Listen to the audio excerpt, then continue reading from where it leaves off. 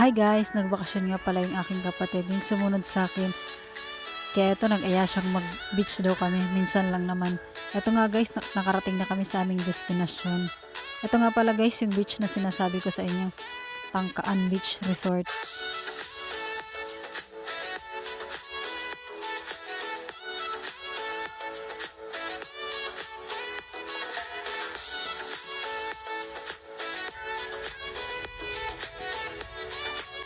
At ito naman kami ng aking anak.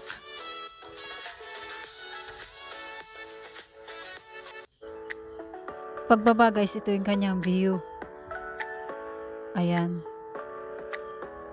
At ito yung dagat niya guys.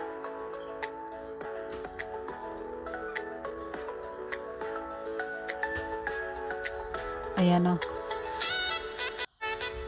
Malayo nga pala ito guys mula sa bahay namin. Sa lugar pala namin guys. Simula sa amin, mga 5 hours pa ang biyahe nito bago ito marating. Sulit naman guys, view pa lang, ang ganda na. May aso pa guys oh. Akyat tayo dito guys. Ang dami nakabilad na unan. Sa mga kasama namin guys yan. Ayan guys, pwede dito pala mag-cliff, magtalon ba? Hindi ako pwedeng tumalon ngayon kasi mababaw yung dagat ngayon. At dito guys, banda, mayroon silang shrine dito ni Padre Burgos. Part na pala ito guys ng Burgos Leyte. Ayan o. Ayan yung shrine niya.